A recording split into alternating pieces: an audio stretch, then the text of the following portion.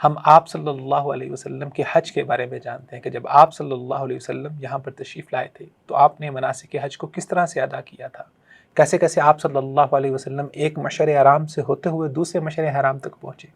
تو آپ صلی اللہ علیہ وسلم کے سفر حج کو صحابہ کرام رضوان اللہ علیہم اجمعین نے ہم تک نقل کیا ہے، اور اس میں سب سے مشہور حدیث صحیح مسلم کی حدیث جابر رضی اللہ تعالیٰ عنہ ہے، جو تمام آپ صلی اللہ علیہ وسلم کے امور حج کو اپنے اندر سمیٹے ہوئے ہے۔ تو آئیے ہم اس حدیث کا مطالعہ کرتے ہیں، اس کے ذیل میں جو حج کے مسائل ہیں انشاءاللہ العزیز ہم ان کو بھی ڈسکس کریں گے۔ وعن جابر بن عبد اللہ رضی اللہ تعالیٰ عنہ، حضرت جابر بن عبد اللہ رضی اللہ تعالیٰ عنہ سے روایت ہے ان رسول اللہ صلی اللہ علیہ وسلم مکث بالمدینہ 9 سنین، کہ آپ صلی اللہ علیہ وسلم نے مکث بالمدینہ، مدینہ میں قیام کیا 9 سنین، 9 سال، لم یحج، تو آپ صلی اللہ علیہ وسلم نے ان 9 سالوں میں حج نہیں کیا۔ ثم اذن فی الناس بالحج فی العاشرہ،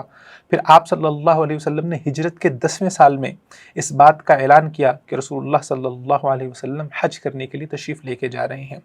فقادم المدینہ بشر کثیر، تو مدینہ سے آپ صلی اللہ علیہ وسلم کے ساتھ ایک کثیر جماعت آپ کے ساتھ ہو لی۔ حتی اذا اتینا ذی الحلیفہ فولدت اسماء بنت عمیس، جب ہم ذی الحلیفہ کے مقام پر پہنچے، فولدت اسماء بنت عمیس، تو حضرت اسماء بنت عمیس رضی اللہ تعالیٰ عنہ کے ہاں محمد بن ابی بکر کی پیدائش ہو گئی۔ فارسلت الی رسول اللہ صلی اللہ علیہ وسلم کیف اصنع، تو انہوں نے آپ صلی اللہ علیہ وسلم کو پیغام بھیجا، یا رسول اللہ کیف اصنع، میں کیا کروں، میرے لیے کیا حکم ہے، کیونکہ آپ کو پتہ ہے کہ بچے کی پیدائش کے بعد عورت کے مخصوص ایام شروع ہو جاتے ہیں، تو ان ایام میں وہ پاک نہیں ہوتی۔ تو قال، آپ صلی اللہ علیہ وسلم نے فرمایا اغتسلی، آپ غسل کیجئے، واستثبری بثوب، اور اپنے آپ کو کپڑے سے اچھی طرح لپیٹ لیجئے، اپنے کپڑے کو باندھ لیجئے، وَأَحْرِمِي، اور اس کے بعد آپ حالت احرام میں آ جائیں، احرام کی نیت کر لیں۔ فصلی رسول اللہ صلی اللہ علیہ وسلم فی المسجد، تو آپ صلی اللہ علیہ وسلم نے وہاں ذو الحلیفہ کے مقام پر مسجد میں 2 رکعات نماز ادا کی۔ یہ 2 رکعت نماز ادا کرنا یہ مسنون عمل ہے، یہ احرام کے لیے ضروری نہیں ہے، آپ صلی اللہ علیہ وسلم نے پڑھی تو اگر کوئی پڑھتا ہے تو بہتر ہے۔ ثم رکب القصوى، پھر آپ صلی اللہ علیہ وسلم اپنی اونٹنی قصوہ کے اوپر چڑھ پڑے۔ حتی اذا استوفت به ناقته علی البیضاء، جب آپ صلی اللہ علیہ وسلم کی اونٹنی آپ کو لے کر بیضاء مقام پر سیدھی طرح کھڑی ہو گئی، احل بالتوحید، تو آپ صلی اللہ علیہ وسلم نے اللہ تعالیٰ کی توحید کا تلبیہ پکارا، اور کہا، کیا کہا، لبیک اللہم لبیک، اے اللہ میں حاضر ہوں، لبیک میں حاضر ہوں، لبیک لا شریک لک لبیک، اے اللہ میں حاضر ہوں، تیرا کوئی شریک نہیں، ان الحمد والنعمت لک والملک، تمام قسم کی تعریفات، تمام نعمتیں تیرے لیے ہیں، والملک، تمام بادشاہتیں تیرے لیے ہیں، لا شریک لک، تیرا کوئی شریک نہیں۔ قال جابر، حضرت جابر فرماتے ہیں، لسنا ننوی الا الحج، لسنا نعرف العمرة حتى اذا اتینا البیت معه استسلم الرکن، فرماتے ہیں کہ لسنا ننوی الا الحج، ہم نے صرف و صرف آپ صلی اللہ علیہ وسلم کے ساتھ حج کا ارادہ کیا تھا، یا حج کی نیت کی تھی۔ لسنا نعرف العمرہ، اور ہم نے آپ صلی اللہ علیہ وسلم کے ساتھ عمرہ کی نیت نہیں کی تھی، حتی اذا اتینا البیت، یہاں تک کہ جب ہم خانہ کعبہ تشریف لے آئے، کعبہ میں ہم پہنچ گئے۔ استسلم الرکن، تو آپ صلی اللہ علیہ وسلم نے رکن کو استلام کیا۔ اب جب آپ صلی اللہ علیہ وسلم خانہ کعبہ میں تشریف لے آئے، تو یہ خانہ کعبہ کا ماڈل اس وقت ہمارے سامنے موجود ہے۔ تو آپ صلی اللہ علیہ وسلم تشریف لے کے آئے، اور تشریف لانے کے بعد آپ نے کعبہ کی یہ والی جہت جہاں پر اس وقت ہمیں یہ حجر اسود نظر آ رہا ہے، یہاں پر آپ صلی اللہ علیہ وسلم نے حجر اسود کو استلام کیا۔ اب استلام کرنے کے 3 طریقہ کار ہے۔ ایک طریقہ کار یہ ہے کہ آپ سب سے پہلے حجر اسود تک پہنچے، اس کو بوسہ دیں، اور اس کے بعد آپ اپنے طواف کی ابتدا کریں، یا اگر آپ کا ہاتھ لگ گیا ہے یا آپ کی چھڑی لگ گئی ہے حجر اسود کو، تو اس ہاتھ اور چھڑی کو چوما جا سکتا ہے، اور اگر آپ دور ہیں، آپ اس تک نہیں پہنچ پا رہے، تو پھر آپ دور سے ہی حجر اسود کی طرف اپنا ہاتھ لہرائیں گے اور بسم اللہ اللہ اکبر کہہ کے اپنے طواف کی ابتدا کریں گے۔ تو آپ صلی اللہ علیہ وسلم نے یہاں جو حجر اسود کا مقام تھا، یہاں پر حجر اسود کو استلام کیا، اور اس کے بعد آپ صلی اللہ علیہ وسلم نے بالبیت، طاف بالبیت، خانہ کعبہ کا طواف شروع کر دیا۔ تو طواف کی ابتدا آپ صلی اللہ علیہ وسلم نے یہاں سے کی، اور اس کے بعد آپ صلی اللہ علیہ وسلم فرماتے ہیں، فطاف سبعا، آپ صلی اللہ علیہ وسلم کے طواف کی جو ٹوٹل تعداد تھی، جتنے چکر آپ نے لگائے وہ 7 تھے۔ ان میں سے آپ صلی اللہ علیہ وسلم نے جو پہلے 3 چکر تھے اس میں آپ نے رمل کیا. رمل کہتے ہیں تھوڑا سا تیزی سے چلنا، یعنی تھوڑا سا اچھل کے چلنا. فرمل ثلاثاً ومشى اربعا، اور باقی جو 4 چکر تھے ان میں آپ صلی اللہ علیہ وسلم آپ معمول کے مطابق چلے. تو یہ آپ صلی اللہ علیہ وسلم کا طواف یہاں سے اس کی ابتدا ہوئی، اور یہ حتیم کے اوپر والے حصے سے ہوتے ہوئے آپ صلی اللہ علیہ وسلم یہاں پر رکن عراقی پہ آئے، اور پھر رکن عراقی سے رکن شامی، اور رکن شامی سے رکن یمانی، اور رکن یمانی سے پھر حجر اسود تک. تو یہاں پر ایک چکر مکمل ہو جاتا ہے. اس طرح آپ صلی اللہ علیہ وسلم نے خانہ کعبہ کے 7 چکر لگائے. ثم تقدم الى مقام ابراہیم، پھر اس کے بعد آپ صلی اللہ علیہ وسلم مقام ابراہیم جو ہمارے پاس یہاں پر موجود ہے، آپ صلی اللہ علیہ وسلم مقام ابراہیم کی طرف بڑھے. تو مقام ابراہیم حتیم اور حجر اسود کے درمیان ہے. اگر آپ یہ کعبہ کا ماڈل آپ دیکھ رہے ہیں تو کعبہ کے ماڈل کے اندر آپ کو یہاں پر یہ خانہ کعبہ کا دروازہ نظر آ رہا ہوگا، اور خانہ کعبہ کے دروازے کے ساتھ یہ دروازے کا جو نچلا حصہ ہے اس حصے کو ملتزم کہتے ہیں. یہاں پر لوگ آ کے اس سے چمٹتے ہیں اور چمٹ کے اس سے دعائیں مانگتے ہیں. تو یہ ملتزم وہ مقام ہے جہاں پر خانہ کعبہ کے ساتھ دروازے کے ساتھ چمٹ کے اس سے دعائیں مانگی جائیں. تو آپ صلی اللہ علیہ وسلم یہ مقام ابراہیم اس کے پاس آئے، اور یہاں پر آپ صلی اللہ علیہ وسلم نے پھر 2 رکعات نماز ادا کی، جنہیں ہم طواف کی 2 رکعات ادا کہتے ہیں. ثم تقدم الى مقام ابراہیم فقرا، تو آپ صلی اللہ علیہ وسلم نے یہ آیت پڑھی وَاتَّخِذُوا مِن مَقَامِ إِبْرَاهِيمَ مُصَلَّى، اور حضرت ابراہیم علیہ السلام کے مقام کو مصلی نماز کی جگہ پکڑو. فصلى رکعتین، 2 رکعات نماز ادا کی. فَجَعَلَ الْمَقَامَ بَيْنَهُ وَبَيْنَ الْبَيْتِ، تو آپ صلی اللہ علیہ وسلم نے یہ 2 رکعات اس طرح پڑھی کہ آپ کا رخ قبلہ کی جانب تھا، اور آپ کے اور کعبہ کے درمیان میں یہاں پر مقام ابراہیم موجود تھا. تو آپ نے مقام ابراہیم کی پچھلی جہت کھڑے ہو کر نماز ادا کی. تو آج کل کے دور میں اگر آپ عمرہ یا حج کرنے کے لیے جاتے ہیں تو اگر آپ کو مقام ابراہیم کے بالکل پیچھے جگہ مل جاتی ہے تو وہاں پر آپ نماز ادا کر سکتے ہیں، اور پھر اگر جگہ آپ کو پیچھے ملتی ہے تو آپ پیچھے مقام ابراہیم کے بہت پیچھے جا کے ادا کر سکتے ہیں. اور اگر بہت زیادہ رش ہے تو آپ حرم میں کسی بھی جگہ پر یہ 2 رکعات ادا کر سکتے ہیں، لیکن عمومی طور پر آپ کو اس جہت میں جگہ مل جاتی ہے جس جہت میں مقام ابراہیم ہے. تو مقام ابراہیم کی جہت میں حرم میں کسی بھی مقام پر آپ آسانی سے طواف کی 2 رکعات کو ادا کر سکتے ہیں. وفی روایت، اور ایک اور روایت میں ہے انہ قرأ فی الرکعتین، تو آپ صلی اللہ علیہ وسلم نے یہ جو طواف کی 2 رکعتیں ادا کی تھیں ان کو بہت ہلکا پڑھا تھا، اور ان میں بہت چھوٹی صورتوں کی تلاوت کی تھی. تو اس میں پہلی رکعت کے اندر آپ صلی اللہ علیہ وسلم نے قل هو اللہ احد کی تلاوت کی، اور دوسری رکعت میں آپ صلی اللہ علیہ وسلم نے قل یا ایھا الکافرون کی تلاوت کی. ثم رجع الى الرکن فاستلمہ، پھر آپ صلی اللہ علیہ وسلم الرکن حجر اسود کی طرف آپ صلی اللہ علیہ وسلم واپس لوٹے. آپ 2 رکعات نماز ادا کرنے کے بعد فاستلمہ، اس کو دوبارہ سے استلام کیا. ثم خرج من الباب الى الصفا، پھر آپ صلی اللہ علیہ وسلم دروازے سے نکلے، اور نکل کر آپ صلی اللہ علیہ وسلم صفا کی طرف چلے گئے. تو جب آپ اپنا طواف مکمل کر لیتے ہیں تو طواف مکمل کرنے کے بعد یہ خانہ کعبہ ہے، یہاں پر آپ طواف کو مکمل کرتے ہیں. تو یہاں پر یہ دروازہ ہے مسجد حرام کا، یہاں دروازے سے آپ باہر نکلیں گے تو باہر نکل کر آپ صفا اور مروہ کی طرف آ جائیں گے. تو آپ صلی اللہ علیہ وسلم بھی اس دور میں جو دروازہ موجود تھا تو کعبہ کا وہاں سے باہر نکلے اور صفا مروہ کی جانب آ گئے. ثم خرج من الباب الى الصفا فلما دنا من الصفا، جب آپ صلی اللہ علیہ وسلم صفا پہاڑی کے قریب ہوئے قرأ، تو آپ صلی اللہ علیہ وسلم نے یہ آیت مبارکہ پڑھی ان الصفا والمروہ من شعائر اللہ، بلا شبہ صفا اور مروہ یہ دونوں اللہ تعالیٰ کے شعائر میں سے ہے. ابدأ بما بدأ اللہ به، میں بھی وہاں سے ہی ابتدا کروں گا جہاں سے اللہ تعالیٰ نے ابتدا کی ہے. فبدأ بالصفا، تو آپ صلی اللہ علیہ وسلم نے اپنی سعی کی ابتدا صفا سے کی. گویا کہ اللہ تعالیٰ نے قرآن مجید میں پہلے صفا کا ذکر کیا ہے پھر مروہ کا ذکر کیا ہے. تو رسول اللہ نے فرمایا اللہ تعالیٰ نے پہلے صفا کا ذکر کیا ہے، لہٰذا میں اپنی سعی کی ابتدا بھی صفا سے کروں گا. تو سعی کی ابتدا صفا سے ہوگی اور اس کا اختتام مروہ پر ہوگا. تو آپ اپنے پہلے چکر کی ابتدا صفا سے کریں گے. تو آپ صلی اللہ علیہ وسلم فرقا علیہ، صفا پہاڑی کے اوپر چڑھ گئے. حتی رأى البیت، آپ صلی اللہ علیہ وسلم اتنا اونچا ہو گئے یہاں تک کہ آپ صلی اللہ علیہ وسلم البیت خانہ کعبہ کو دیکھ رہے تھے. فاستقبل القبلہ، تو آپ صلی اللہ علیہ وسلم یہاں پر صفا پہاڑی کے اوپر کھڑے ہوئے. تو آپ صلی اللہ علیہ وسلم یہاں صفا پہاڑی پر کھڑے ہوئے اور آپ نے اپنی جہت کو قبلہ رخ کیا، قبلہ رخ ہو گئے آپ صلی اللہ علیہ وسلم. فوحد اللہ وکبرہ، اللہ تعالیٰ کی توحید بیان کی، اللہ تعالیٰ کی کبریائی بیان کی، وقال، اور کہا، لا الہ الا اللہ وحدہ لا شریک لہ لہ الملک ولہ الحمد وہو علی کل شیء قدیر، لا الہ الا اللہ وحدہ، اللہ تعالیٰ کے علاوہ کوئی اور عبادت کے لائق نہیں، وحدہ وہ اکیلا ہے، انجز وعدہ وہ اللہ وہ ہے جس نے اپنے وعدے کو پورا کیا، ونصر عبدہ اپنے بندے کی اس نے مدد کی، وہزم الاحزاب وحدہ اور اکیلے ہی تمام گروہوں کو شکست دی۔ ثم دعا بین ذلک، پھر آپ صلی اللہ علیہ وسلم نے ان کے دوران دعا کی،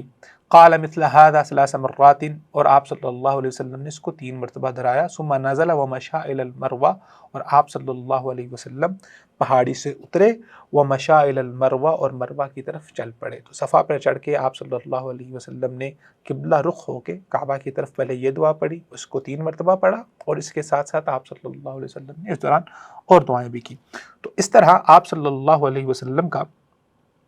پہلا چکر صفا پہاڑی سے شروع ہوا۔ تو آپ صفا سے چلیں گے اور صفا سے چلتے چلتے آپ مروہ پہاڑی تک پہنچیں گے، تو صفا سے مروہ آپ کا ایک چکر مکمل ہو جائے گا۔ پھر جب آپ صلی اللہ علیہ وسلم حتی انصبت قدماہ فی بطن الوادی، جب آپ صفا پہاڑی سے نیچے اترے اور وادی کے درمیان میں، یعنی کہ 2 پہاڑوں کے درمیان والا جو حصہ ہوتا ہے، جو جگہ ہوتی ہے، اس کو وادی کہتے ہیں، تو آپ جب وادی کے اندر آپ پہنچے، آپ نے کہا کیا، ثم سعی، پھر آپ نے تھوڑی سی کوشش کی، کوشش سے مراد کیا ہے کہ تھوڑا سا تیز چلے۔ تو صفا اور مروہ کے درمیان والا جو حصہ ہے، جو وادی کا حصہ ہے، جو پہاڑ سے نیچے اترتا ہے، تو آپ صلی اللہ علیہ وسلم وہاں پہ کچھ تیزی سے چلے۔ یہ ایفیکٹ بنیادی طور پر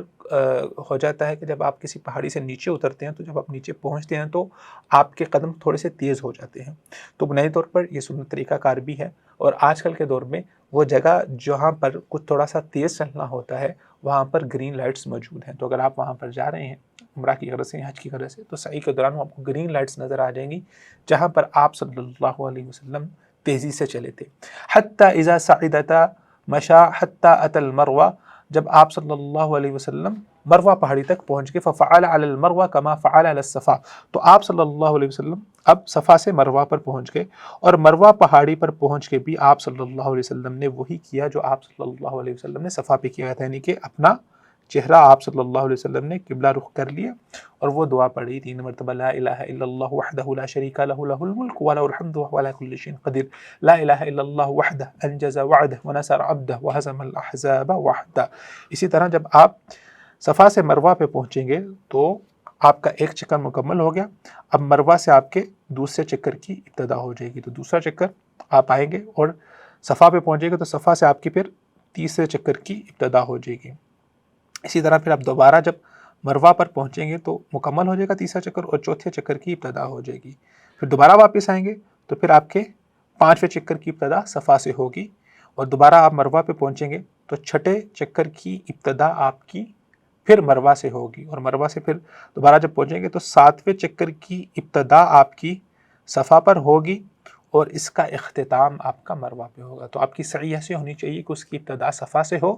اور اختتام اس کا مروہ پہ ہو۔ اسی کو صحابی ذکر کرتے ہیں، حتی اذا کان آخر طواف علی المروہ، کہ آپ صلی اللہ علیہ وسلم کا آخری سعی کا طواف مروہ پر تھا، یعنی کہ آپ کی سعی کا اختتام مروہ پر ہوا تھا۔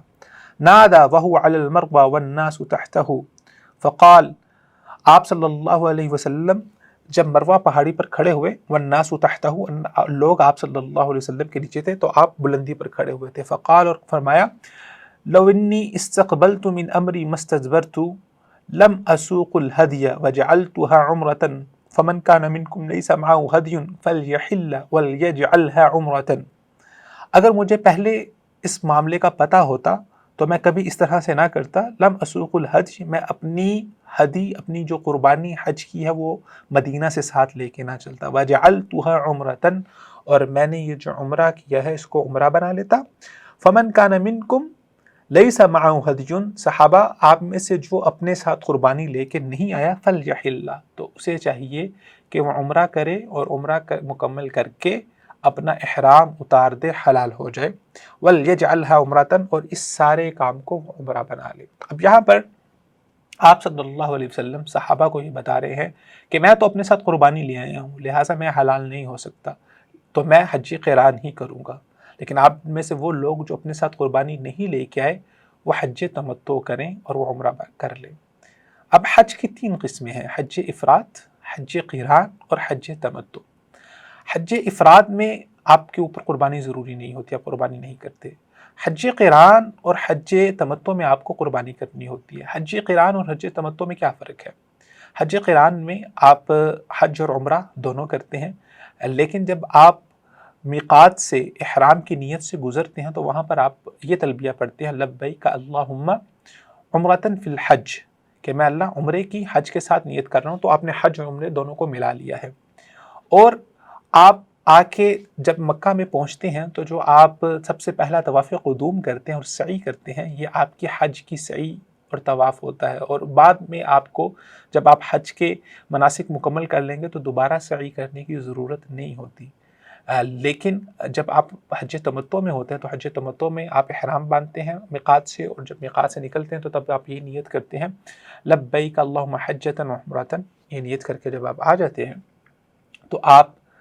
آ کے پہلے عمرہ کریں گے، طواف کریں گے اور عمرے کی سعی کریں گے، اور اس کے بعد حج والے دن جب حج کے مناسک ہوں گے تو آپ حج کی سعی دوبارہ سے کریں گے۔ تو گویا قران اور تمتع میں پہلا فرق یہ نکل آتا ہے کہ جو حج قران کرنے والا ہے اس کو صرف ایک سعی کرنی پڑتی ہے، اور حج تمتع کرنے والوں کو 2 سعیاں کرنی پڑتی ہیں۔ لیکن حج تمتع کرنے والوں کو فائدہ کیا ہوتا ہے؟ حج تمتع کرنے والا عمرہ کرنے کے بعد اپنا احرام اتار سکتا ہے، جو پابندیاں ایک محرم پر ہوتی ہیں اس پر نہیں ہیں، حتیٰ کہ وہ اپنی بیوی کے قریب بھی جا سکتا ہے۔ لیکن حج قران کرنے والا وہ احرام کو نہیں اتارے گا یہاں تک کہ یوم النحر حج والے دن تک پہنچ جائے اور حج کے جو تمام بنیادی مناسک ہیں ان کو مکمل نہ کر لے۔ تو حج تمتع کرنے والے کو یہ فائدہ ہو جاتا ہے، اور سب سے افضل حج بھی تمتع ہی ہے۔ آپ صلی اللہ علیہ وسلم نے فرمایا کہ اگر مجھے پتا ہوتا ہے کہ یہ جو قربانی میں اپنے ساتھ لے کے آ رہا ہوں اس کی وجہ سے میں حلال نہیں ہو سکتا تو میں کبھی قربانی اپنے ساتھ نہ لے کے آتا۔ حج قران اور حج تمتع میں آپ کو قربانی کرنی پڑتی ہے، اور قربانی کیوں کرنی پڑتی ہے؟ اس لیے کیونکہ آپ ایک ہی سفر میں دوہرا فائدہ اٹھا رہے ہیں، ایک فائدہ عمرے کا اور ایک فائدہ حج کا، تو یہ دوہرا فائدہ اٹھانے کے لیے آپ کو قربانی کرنی پڑتی ہے۔ لیکن حج افراد کے اندر آپ صرف حج ہی کر رہے ہوتے ہیں، اس میں عمرہ نہیں کرتے، لہٰذا اس میں قربانی کرنا ضروری نہیں ہوتی۔ حج تمتع کرنے کا طریقہ کار کیا ہے؟ حج تمتع کرنے کے لیے آپ حج والے مہینے شوال، ذی القعد اور ذی الحج، کسی بھی ایک مہینے میں آپ مکہ تشریف لاتے ہیں، وہاں پر آ کے عمرہ کرتے ہیں، اور عمرہ کرنے کے بعد اپنے احرام کو کھول دیتے ہیں، اور اس کے بعد پھر 8 ذی الحج جو یوم الترویہ کا دن ہے اس دن دوبارہ حج کا احرام باندھتے ہیں، اور یہ احرام باندھنے کے لیے آپ کو دوبارہ سے میقات پہ جانے کی ضرورت نہیں ہے۔ تو آپ کو فائدہ یہ ہو جاتا ہے کہ آپ حج والے مہینوں میں عمرہ کریں، اور عمرہ کرنے کے بعد آپ نے حج کی نیت بھی کی ہوئی ہے، لہٰذا آپ اپنا احرام کھول لیتے ہیں۔ اور خاص طور پہ جیسے پوری دنیا سے اب حاجی جاتے ہیں، پاکستان سے حاجی جاتے ہیں، وہ حج سے 40 دن پہلے چلے جاتے ہیں، 30 دن پہلے چلے جاتے ہیں۔ اب وہ وہاں پر جا کے عمرہ کرے، عمرہ کرنے کے بعد ان کو اگلے 1 سے 1.5 ماہ احرام کی حالت میں رہنا پڑے تو یہ مشکل ہو جاتا ہے۔ تو اس میں امت کے لیے فائدہ ہے، رسول اللہ صلی اللہ علیہ وسلم نے امت کے لیے سہولت کو مد نظر رکھتے ہوئے حج تمتع کی اجازت دی اور حج تمتع کو افضل قرار دیا۔ اہل عرب کے ہاں جو مشرکین عرب تھے ان کے ہاں حج والے مہینوں میں عمرہ کرنا افجر الفجور تھا، اس لیے بھی آپ صلی اللہ علیہ وسلم نے فرمایا کہ اہل عرب، مشرکین عرب حج والے مہینوں میں عمرہ کرنا سب سے بڑا گناہ سمجھتے ہیں، اللہ تعالیٰ کے ہاں اس کی کوئی پابندی نہیں ہے۔ اس لیے رسول اللہ نے فرمایا کہ آپ ان حج والے مہینوں میں عمرہ کرو، اور عمرہ کر کے آپ اپنے آپ کو حلال کر لو، اور حلال کرنے کے بعد جب یوم الترویہ ہوگا اس کے بعد دوبارہ سے آپ احرام باندھ لیں گے۔ فقام سراقۃ بن مالک بن جعشم، تو حضرت سراقہ بن مالک بن جعشم کھڑے ہوئے، فقال، اور کہا، یا رسول اللہ، اے اللہ کے رسول، العامنا ھذا ام لابد، یہ جو آپ نے فسخ العمرۃ بالحج، عمرہ کے ذریعے سے حج کو فسخ کر دیا اور اس کے بعد آپ نے اجازت دے دی ہے کہ آپ یوم الترویہ کو دوبارہ سے احرام باندھ سکتے ہیں، کیا یہ صرف اسی سال کے لیے ہے ام لابد، یا یہ ہمیشہ ہمیشہ کے لیے آپ نے اجازت دے دی ہے؟ فشبک رسول اللہ صلی اللہ علیہ وسلم، تو آپ صلی اللہ علیہ وسلم نے شبکہ اپنی انگلیوں کو داخل کیا دوسری انگلیوں میں، اصابعہ واحدۃ فی اخری، اس طرح سے اپنی انگلیوں کو داخل کیا، وقال، اور فرمایا، دخلت العمرۃ فی الحج مرتین لا بل لابد ابد، آپ نے فرمایا کہ عمرہ حج کے اندر داخل ہو گیا ہوا ہے، لا بل لابد ابد، 2 مرتبہ آپ صلی اللہ علیہ وسلم نے فرمایا ہمیشہ کے لیے، ہمیشہ کے لیے عمرہ داخل ہو گیا ہوا ہے حج کے اندر، لہٰذا حج تمتع کرنے کی اجازت مسلمانوں کو ہمیشہ ہمیشہ کے لیے مل گئی ہے۔ وقادم علی من الیمن ببدر النبی صلی اللہ علیہ وسلم، اور حضرت علی رضی اللہ تعالیٰ عنہ وہ یمن سے تشریف لا رہے تھے، ببدر النبی صلی اللہ علیہ وسلم، آپ صلی اللہ علیہ وسلم کے اونٹ لے کر۔ فقال له ماذا قلت حين فرضت الحج، تو آپ صلی اللہ علیہ وسلم نے حضرت علی سے فرمایا کہ حضرت علی، جب آپ تشریف لا رہے تھے اور جب آپ میقات پہ پہنچے تھے تو اس وقت آپ نے کیا کہہ کے اپنے اوپر احرام کی حالت میں آئے تھے اور حج کو فرض کیا تھا؟ تو انہوں نے کہا کہ قلت اللہم انی احل بما احل بھی رسولک، نے کہا کہ یا نبی اللہ، میں نے تو یہ کہا تھا کہ اللہ میں بھی اسی نیت کے ساتھ تلبیہ کہتا ہوں جس نیت کے ساتھ تیرے رسول نے تلبیہ کہا، یا تیرا رسول جس نیت کے ساتھ اس سفر پہ آ رہا ہے۔ قال، تو آپ صلی اللہ علیہ وسلم نے فرمایا فَإِنَّ مَعِيَ الْحَدْيَ فَلَا تَحِلُّ، آپ نے فرمایا میرے ساتھ تو ہدی ہے، یعنی کہ قربانی کو میں ساتھ لے کے آیا ہوں، فلا تحل، تو میں تو حلال نہیں ہوں گا، میں احرام نہیں اتاروں گا۔ اور اسی طرح حضرت علی رضی اللہ تعالیٰ عنہ وہ بھی یمن سے اپنے ساتھ قربانی ساتھ لے کے آئے تھے اپنی ہدی کو، لہٰذا وہ بھی حلال نہیں ہوئے۔ قال، تو راوی فرماتے ہیں فَكَانَ جَمَاعَةُ الْهَدْيِ الَّذِي قَدِمَ بِهِ عَلِيٌّ مِنَ الْيَمَنِ، فرماتے ہیں کہ قربانیوں کی وہ جماعت یا قربانیوں کی وہ تعداد جو حضرت علی رضی اللہ تعالیٰ عنہ یمن سے لے کے آئے تھے، والذی اتی بہ النبی صلی اللہ علیہ وسلم، اور وہ قربانیاں جو آپ صلی اللہ علیہ وسلم اپنے ساتھ لے کے آئے تھے ان کی ٹوٹل تعداد 100 کے قریب تھی۔ قال، تو آپ نے فرمایا فحل الناس کلہم، رپیٹ، قال، تو راوی کہتے ہیں فحل الناس کلہم، تو وہ تمام لوگ جو اپنے ساتھ قربانی نہیں لے کے آئے تھے وہ تمام کے تمام حلال ہو گئے، انہوں نے اپنے احرام کو اتار دیا۔ وقصروا، اور انہوں نے اپنے بال بھی چھوٹے کروا لیے، الا النبی صلی اللہ علیہ وسلم، سوائے نبی صلی اللہ علیہ وسلم کے اور وہ باقی تمام صحابہ جن کے ساتھ قربانی ان کے ساتھ تھی۔ فلما کان یوم الترویہ، اب جب یوم الترویہ 8 ذی الحج کا دن آیا، توجہوا الی منی، تو آپ صلی اللہ علیہ وسلم منا کی طرف متوجہ ہوئے۔ فاحلوا بالحج، تو آپ صلی اللہ علیہ وسلم نے حج کا تلبیہ پکارا۔ وراکب النبی صلی اللہ علیہ وسلم، اور آپ صلی اللہ علیہ وسلم اپنی اونٹنی پر سوار ہو گئے۔ فصلی بها الظہر والعصر والمغرب والعشاء والفجر، تو آپ صلی اللہ علیہ وسلم نے منا میں آ کے آپ نے یہاں پر منا میں ظہر کی نماز پڑھی، اسی طرح عصر کی نماز پڑھی، مغرب، عشاء، یہ تمام کی تمام 8 ذی الحج کی نمازیں آپ صلی اللہ علیہ وسلم نے منا میں ادا کی، اور اگلے دن 9 ذی الحج کی فجر بھی آپ صلی اللہ علیہ وسلم نے منا میں ہی ادا کی۔ صبح مکث قلیلا حتی طلعت الشمس، پھر آپ صلی اللہ علیہ وسلم کچھ دیر منا میں ہی رکے یہاں تک کہ سورج طلوع ہو گیا۔ وَأَمَرَ بِقُبَّةٍ مِّن شَعْرٍ تُضْرَبْ لَهُ بِنَمِرَةٍ، اور آپ صلی اللہ علیہ وسلم نے اس بات کا حکم دیا کہ آپ صلی اللہ علیہ وسلم کا ایک قبہ، آپ کا ایک خیمہ جو بالوں کا خیمہ ہے، اس کو نمرہ کے مقام پر لگا دیا جائے۔ فسار رسول اللہ صلی اللہ علیہ وسلم، تو آپ صلی اللہ علیہ وسلم، اب 9 ذی الحج کا دن ہے، سورج طلوع ہونے کے بعد آپ صلی اللہ علیہ وسلم نے اپنا سفر منا سے شروع کیا، منا سے چلے اور آپ صلی اللہ علیہ وسلم عرفہ کے مقام پر آ گئے۔ ولا تشک قریش الا انه واقف عند مشعر الحرام كما كانت قریش تصنع في الجاہلیہ، تو قریش کو اس بات کا بالکل یقین تھا کہ آپ صلی اللہ علیہ وسلم اسی مشعر حرام پر آ کے رکیں گے جہاں پر قریش جاہلیت میں رکتے ہیں۔ تو قریش 9 ذی الحج کا قیام یا حج کا قیام، حج والے دن 9 ذی الحج کا قیام، عرفہ کا قیام، وہ مزدلفہ میں کیا کرتے تھے۔ تو انہوں نے یہ سمجھا کہ شاید آپ صلی اللہ علیہ وسلم بھی مزدلفہ میں ہی رکیں گے، لیکن آپ صلی اللہ علیہ وسلم مزدلفہ سے گزرتے ہوئے آگے آ گئے۔ فاجاز رسول اللہ صلی اللہ علیہ وسلم حتی عَتَى العرفہ، یہاں تک کہ آپ میدان عرفات میں آپ صلی اللہ علیہ وسلم وہاں پر پہنچ گئے۔ فوجد القبۃ، تو آپ صلی اللہ علیہ وسلم نے جو آپ کا قبہ نمرہ کے مقام پر لگایا گیا تھا، آپ نے اس قبہ کو پایا، قد ضربت لہ بنمرہ، اور آج اس نمرہ جو جگہ ہے جہاں پر آپ کا قبہ لگا تھا وہاں پر مسجد بنا دی گئی ہے، اور مسجد کا جو اگلا حصہ ہے اور اس کی جو بائیں جانب ہے وہ جگہ ہے جہاں پر آپ صلی اللہ علیہ وسلم ٹھہرے تھے، لہٰذا مسجد کی توسیع ہو گئی تو مسجد اب کافی بڑی ہو چکی ہوئی ہے۔ تو نمرہ کے مقام پر آپ صلی اللہ علیہ وسلم کا خیمہ لگا دیا گیا تھا۔ فنزل بها حتى اذا زاغت الشمس، یہاں تک کہ آپ صلی اللہ علیہ وسلم آپ اپنی سواری سے اترے اور اپنے خیمے میں آپ صلی اللہ علیہ وسلم چلے گئے۔ حتی اذا زاغت الشمس، یہاں تک کہ سورج ڈھلنے لگا، یعنی کہ جب سورج 12 بجے کا وقت ہوتا ہے، زوال کا وقت ہوتا ہے، اس کے بعد جب سورج ڈھلنے لگتا ہے، دن کا دوسرا پہر شروع ہو جاتا ہے، تب تک آپ صلی اللہ علیہ وسلم نے وہاں پر ہی قیام کیا۔ امر بالقصوى فرحلت لہ، آپ صلی اللہ علیہ وسلم نے حکم دیا کہ جو آپ کی اونٹنی ہے قصوہ، اس کے اوپر اس کا کچاوا رکھا جائے۔ فأتى بطن الوادی، تو آپ صلی اللہ علیہ وسلم نمیرا جہاں پر آپ کا خیمہ لگا ہوا تھا وہاں سے نکل کے آپ صلی اللہ علیہ وسلم وادی کے درمیان میں تشریف لے آئے، فی بطن الوادی۔ فخطب الناس، تو آپ صلی اللہ علیہ وسلم نے لوگوں کو خطبہ دیا، وقال، اور کہا، ان دماءکم واموالکم حرام علیکم، بلا شبہ ان دماءکم، تمہارے خون، واموالکم، اور تمہارے مال، حرام علیکم، تم میں سے ایک دوسرے کے اوپر حرام ہے، کوئی کسی کے مال کے اوپر، کوئی کسی کے خون کے اوپر دست درازی نہیں کر سکتا۔ کحرمت یومکم ھذا، جس طرح آج کے دن کی حرمت ہے،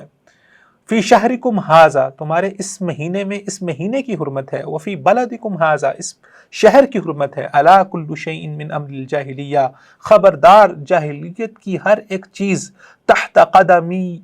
قدمی موضوع، وہ میرے دونوں قدموں کے درمیان رون دی گئی ہے، ودماء الجاہلیت موضوعۃ، اور جاہلیت کے تمام دشمنیاں، تمام خون بھی میرے پیروں کے تلے رون دیے گئے ہیں، وَإِنَّ أَوَّلَ دَمٍ أَضْعُ مِن دِمَائِنَا، اور جو سب سے پہلا خون جو میں رونتا ہوں، جس کو ختم کرتا ہوں، وہ ہمارے خونوں میں سے ہے۔ ابن ربیعہ بن حارث کا، وَكَانَ مُسْتَرْضِعًا فِي بنی سعد، وہ بنی سعد کے ہاں دودھ پینے کے لیے گئے تھے، فَقَتَلَهُ حُذَيْلٌ، تو ان کو قبیلہ حذیل نے قتل کر دیا۔ وَرِبَ الْجَاهِلِيَّةِ مَوْضُوعٌ، فرمایا کہ جاہلیت کے تمام سود وہ میرے پاؤں تلے رون دیے گئے ہیں۔ وَأَوَّلُ رِبًا أَضْعُ مِن رِبَائِنَا، اور جو سب سے پہلا سود میں ختم کرتا ہوں آج، وہ ہمارا سود ہے۔ آپ صلی اللہ علیہ وسلم نے جن چیزوں کو ختم کیا، اس کی ابتدا اپنے گھر سے، اپنے قبیلے سے کی۔ فرمایا کہ جو ہمارے گھرانے کا سود ہے، وہ سود میں ختم کرنے جا رہا ہوں۔ ربا عباس بن عبد المطلب، حضرت عباس بن عبد المطلب کا جو سود تھا وہ ختم کر دیا۔ فَإِنَّهُ مَوْضُوعٌ كُلُّهُ، وہ سارے کا سارا سود رون دیا گیا ہے، ختم ہو گیا۔ فَاتَّقُوا اللَّهَ فِي النِّسَاءِ، خواتین کے معاملے میں اللہ سے ڈرتے رہو۔ فَإِنَّكُمْ أَخَذْتُمُوهُنَّ بِأَمَانِ اللَّهِ، تم نے اللہ تعالیٰ کی امانت میں ان کو اختیار کیا ہے۔ وَاسْتَحْلَلْتُمْ فُرُوجَهُنَّ بِكَلِمَةِ اللَّهِ، اور اللہ تعالیٰ کے نام اور کلمہ سے وہ تم پر حلال ہوئی ہیں۔ وَلَكُمْ عَلَيْهِنَّ، اور تمہارے لیے ان پر جو حق ہے، یعنی کہ تمہارے حقوق جو ان پر ہیں، اللہ يُؤْتِئْنَ فُرُوشَكُمْ أَحَدًا تَكْرَهُونَهُ، تمہارے بستر کو وہ کسی ایسے انسان کے لیے پیش نہ کرے جس کو تم ناپسند کرتے ہو۔ فَإِن فَعَلْنَ ذَلِكَ، اگر وہ ایسا کام کرے، فَاضْرِبُوهُنَّ، پھر ہاں تمہیں اجازت ہے ہلکی پھلکی مار کی، ضرباً غیر مبرح، ایسی مار جو بہت ہی غیر واضح ہو، جو بہت ہلکی ہو۔ وَلَهُنَّ عَلَيْكُمْ، اور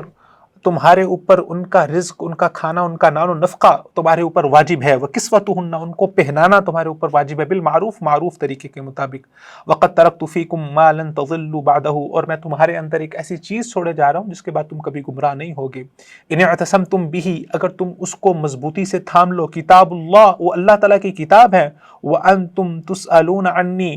اور تم سے میرے بارے میں سوال کیا جائے گا، فَمَاذَا أَنْتُمْ قَائِلُونَ، تو پھر اس وقت تم کیا جواب دو گے؟ قالوا، تو تمام صحابہ جو آپ صلی اللہ علیہ وسلم کے سامنے موجود تھے، انہوں نے جواب دیا، یا رسول اللہ، نشہد انک قد بلغت، اللہ کے رسول، ہم تمام کے تمام گواہی دیں گے کہ تحقیق آپ نے قد ادیت الرسالہ، جو آپ کو پیغام دے کے بھیجا گیا تھا وہ آپ نے پہنچا دیا ہے، ونصحت، اور آپ نے نصیحت کی، فقال بعیہ السبابہ، تو آپ صلی اللہ علیہ وسلم نے اپنی شہادت والی انگلی کو کھڑا کیا، یرفعها الی السماء، اس کو آسمان کی طرف اٹھاتے ہیں، وَيَنْكُتُهَا إِلَى النَّاسِ، اور پھر آپ صلی اللہ علیہ وسلم اپنی اس انگلی کو لوگوں کی طرف متوجہ کرتے ہیں۔ اللہم اشہد، اللہم اشہد، اللہ تعالیٰ کو گواہ بناتے ہیں کہ اللہ گواہ رہیے، گواہ رہیے، انہوں نے میرے حق میں گواہی دے دی کہ جو پیغام اور جو رسالہ اور جو مشن آپ نے مجھے دے کر بھیجا تھا وہ میں نے پہنچا دیا۔ ثلاث مرات، 3 مرتبہ اللہ تعالیٰ کو آپ صلی اللہ علیہ وسلم نے گواہ بنایا۔ ثم اذن بلال، پھر حضرت بلال رضی اللہ تعالیٰ عنہ نے اذان دی۔ ثم اقام، پھر آپ صلی اللہ علیہ وسلم نے اقامت کہلوائی۔ فصلی، اور آپ صلی اللہ علیہ وسلم نے ظہر کی نماز ادا کی۔ ثم اقام، پھر آپ نے ایک اور اقامت دلوائی۔ فصلی العصر، تو آپ صلی اللہ علیہ وسلم نے عصر کی نماز ادا کی۔ گویا کہ یہاں پر عرفہ کے مقام کے اندر ہی آپ صلی اللہ علیہ وسلم نے ظہر اور عصر کی نماز کو جمع کیا. ولم یصلی بینہما شیئا، اور پھر آپ صلی اللہ علیہ وسلم نے اس دوران کوئی اور نماز نہیں پڑھی. تو عرفہ کے مقام پر نفل نماز پڑھ کے آپ صلی اللہ علیہ وسلم نے عبادت نہیں کی، بلکہ اللہ کا ذکر کر کے، قرآن کی تلاوت کر کے،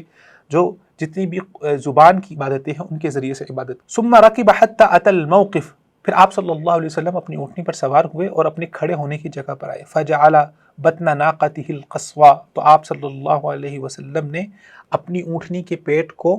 الصخرات، پہاڑیوں کی جانب کیا. وجعل حبل المشاة، اور حبل مشاة جو جبل مساعد ہے، بین یدی، اس کو اپنے آگے کیا. واستقبل القبلہ، اور آپ صلی اللہ علیہ وسلم قبلہ رخ ہو گئے. فلم یزل واقفا حتی غربت الشمس، تو آپ صلی اللہ علیہ وسلم نے سورج غروب ہونے تک وہاں پر ہی قیام کیا. تو عرفہ کے اندر ہی اپنے خیمے کے اندر آپ سورج غروب ہونے تک قیام کریں گے. وذهبت الصفرة قلیلا، یہاں تک کہ جو سورج کی پلاہٹ تھی وہ غائب ہو گئی. حتی غاب القرص، جو سورج کی ٹکیا تھی وہ غائب ہو گئی اور جو اندھیرا تھا وہ چھانے لگا. وَأَرْدَفَ أُسَامَةَ، اور آپ صلی اللہ علیہ وسلم نے حضرت اسامہ کو اپنا ردیف بنایا، یعنی کہ اپنے اونٹ پر اپنے پیچھے سوار کیا. وَدَفَ حَتَّى أَتَى الْمُزْدَلِفَةَ، پھر آپ صلی اللہ علیہ وسلم عرفات سے چلے یہاں تک کہ آپ صلی اللہ علیہ وسلم مزدلفہ کے مقام پر آ گئے. فصلی بها المغرب والعشاء، اب آپ صلی اللہ علیہ وسلم نے مغرب اور عشاء کی نماز مزدلفہ میں ادا کی. بأذان واحد، ایک اذان کے ساتھ، وإقامتین، اور دو اقامتوں کے ساتھ. ولم یسبح بینہما شیئا، اور اس دوران آپ صلی اللہ علیہ وسلم نے کوئی تسبیح بیان نہیں کی. ثم استجع حتی طلع الفجر، پھر آپ صلی اللہ علیہ وسلم مزدلفہ کے مقام پر استجع، وہاں پر لیٹ گئے یہاں تک کہ فجر طلوع ہو گئی. تو ساری رات وہاں پر آرام کیا. تو مزدلفہ وہاں پر رات میں عبادت نہیں کرنی ہوتی، وہاں پر آرام کرنا ہوتا ہے صبح فجر طلوع ہونے تک. فصلی الفجر، پھر آپ صلی اللہ علیہ وسلم نے مزدلفہ کے مقام پر ہی صبح فجر کی نماز ادا کی. اب یہ 9 ذی الحج کا سارا دن آپ کا عرفہ میں گزرا، رات کو آپ مزدلفہ پہ آ گئے، اور پھر جب 10 ذی الحج کا دن اس کی ابتدا ہوئی تو آپ صلی اللہ علیہ وسلم نے 10 ذی الحجہ کی نماز فجر مزدلفہ میں ادا کی. حین تبین الحصوب بأذان و اقامت، اذان اور اقامت دی. ثم رکب القصوى، پھر آپ صلی اللہ علیہ وسلم دوبارہ سے اپنی اونٹنی پر سوار ہو گئے. حتی اتى المشعر الحرام، پھر آپ صلی اللہ علیہ وسلم مشعر حرام تک آئے. فاستقبل القبلہ، آپ صلی اللہ علیہ وسلم قبلہ رخ ہوئے. فدعا وکبر وحلل ووحد فلم یزل واقفا حتی اسفر جدا فدفع قبل ان تطلع الشمس، پھر آپ صلی اللہ علیہ وسلم نے تکبیر بیان کی، تحلیل کی، اللہ تعالیٰ کی وحدانیت بیان کی، اور وہاں پر آپ صلی اللہ علیہ وسلم کھڑے رہے، دعائیں کرتے رہے یہاں تک کہ سورج اچھی طرح سے طلوع ہو گیا. تو جب تک سورج اچھی طرح طلوع نہیں ہوا اس وقت تک آپ صلی اللہ علیہ وسلم مزدلفہ میں ہی موجود رہے. جب سورج مکمل اچھی طرح سے طلوع ہو گیا، وہ یعنی کہ فجر کا وقت ختم ہو گیا. وہ اردف الفضل، تو آپ صلی اللہ علیہ وسلم نے حضرت فضل بن عباس رضی اللہ تعالیٰ عنہ کو اپنا ردیف بنایا، یعنی کہ اپنے اونٹنی کے پیچھے بٹھایا. حتی اتا بطن محصر فحرک قلیلا ثم سلک الطریق، یہاں تک کہ آپ صلی اللہ علیہ وسلم محصر وادی کے بطن، اس کے پیٹ تک، اس کے درمیان پہنچے. وہاں سے آپ صلی اللہ علیہ وسلم چلے. ثم سلک الطریق الوسطی، پھر آپ نے درمیانہ رستہ وہاں سے لیا. التی تخرج علی الجمرۃ الکبریٰ، جو بیچ میں سے، وادی کے بیچ میں سے ہوتے ہوئے، الجمرہ الکبریٰ، جو جمرہ الکبریٰ ہے العقبہ، وہاں تک پہنچتے ہیں آپ صلی اللہ علیہ وسلم. اس وادی کے بیچ میں سے ہوتے ہوئے، وادی محصر سے ہوتے ہوئے وہاں پر پہنچ گئے. حتی اتی الجمرۃ التی عند الشجرہ، جو درخت کے پاس تھا، تو اس کے پاس درخت تھا. فرما بسبع حصیات، تو آپ صلی اللہ علیہ وسلم نے آج 10 ذی الحج والے دن جو سب سے پہلا کام کیا وہ آپ صلی اللہ علیہ وسلم نے یہاں پر، آپ صلی اللہ علیہ وسلم نے جمرات کو رمی کی، اور آپ نے 7 کنکر وہاں پر مارے. یکبر مع کل حصاۃ منها مثل حصى الحصى، آپ صلی اللہ علیہ وسلم ہر ایک کنکری پھینکتے تو اس کے ساتھ تکبیر کہتے، اللہ اکبر کہتے. اور آپ صلی اللہ علیہ وسلم نے وادی کے درمیان میں کنکریوں کو پھینکا. ثم انصرف الى المنحر، پھر آپ صلی اللہ علیہ وسلم اب دوسرا کام کرنے جا رہے ہیں. آپ وہاں سے عقبہ سے نکلے اور رمی جمرات کر کے آپ صلی اللہ علیہ وسلم المنحر، قربان گاہ پہنچ گئے. فنحر 63 بدینتن آپ صلی اللہ علیہ وسلم نے 63 اونٹوں کو ذبح کیا بیدہی اپنے ہاتھ سے، ثم اعطى علیا پھر آپ صلی اللہ علیہ وسلم نے باقی اونٹ حضرت علی کو دے دیے، نیزہ حضرت علی کو دے دیا، انہوں نے باقی جو اتنے اونٹ بچے تھے انہوں نے نحر کیے۔ وما غبر واشركه في هديه ثم امر في كل بدنة ببضعة فجعلت في قدر پھر آپ صلی اللہ علیہ وسلم نے حکم دیا کہ آپ کے جتنے بھی اونٹ ذبح ہوئے تھے 100 اونٹ، ان میں سے ہر ایک اونٹ کا گوشت کا ٹکڑا لیا جائے، فجعلت في قدر ان کو ایک ہانڈی میں ڈالا جائے، فاکل من لحمهما اور وہ ہانڈی میں ڈال کے پکایا گیا، تو آپ صلی اللہ علیہ وسلم اور حضرت علی نے فاکل من لحمها ان دونوں نے اس کے گوشت میں سے کھایا، وشربا اور پیا، تو اس کے بعد آپ نے قربانی کی اور قربانی کا گوشت کھایا۔ ثم رکب رسول اللہ صلی اللہ علیہ وسلم پھر آپ صلی اللہ علیہ وسلم اپنی اونٹنی پر دوبارہ سے سوار ہوئے، فافاض الی البیت اور آپ صلی اللہ علیہ وسلم قربانی کرنے کے بعد پھر آپ صلی اللہ علیہ وسلم طواف افاضہ کرنے کے لیے خانہ کعبہ تشریف لائے، وہاں پر آ کے آپ صلی اللہ علیہ وسلم نے طواف افاضہ کیا، فصلی بمکۃ الظہر تو آپ صلی اللہ علیہ وسلم نے مکہ میں ظہر کی نماز ادا کی۔ اب آپ صلی اللہ علیہ وسلم کیونکہ حج قران کر رہے تھے اس لیے آپ صلی اللہ علیہ وسلم نے صرف طواف افاضہ کیا، اور ہم حج تمتع کر رہے ہوتے ہیں تو لہٰذا جو ہمارے یوم النحر کے کام ہے جب طواف افاضہ کریں گے تو اس کے ساتھ ہم سعی بھی کریں گے۔ یوم النحر والے دن حاجی کو 4 کام کرنے ہوتے ہیں، ایک اس کو رمی کرنی ہوتی ہے اور اس کے ساتھ قربانی کرنی ہوتی ہے، اپنے بالوں کو کٹوانا ہوتا ہے، طواف افاضہ کرنا ہوتا ہے۔ اگر حاجی ان 4 کاموں میں سے کوئی بھی 2 کام کر لیتا ہے تو اس کے بعد وہ اپنا احرام اتار سکتا ہے، گویا کہ اپنے احرام والے کپڑے اتار کے اپنے عام کپڑے پہن سکتا ہے، لیکن احرام کی باقی تمام پابندیاں اس وقت تک ختم نہیں ہوتی جب تک وہ باقی کام نہیں کر لیتا، تو 2 کام کر کے وہ اپنا احرام اتار سکتا ہے۔ تو آپ صلی اللہ علیہ وسلم مکہ تشریف لائے، اور طواف افاضہ لازمی اور ضروری نہیں ہے جیسے آج کل کے دنوں میں آپ صلی اللہ علیہ وسلم نے تو یوم النحر کو ہی طواف افاضہ کیا، لیکن آج کل جیسے رش ہوتا ہے تو رش والے دنوں میں طواف افاضہ کرنا بہت مشکل ہو جاتا ہے، حاجی بہت تھکے ہوئے ہوتے ہیں سارے کام کر کے،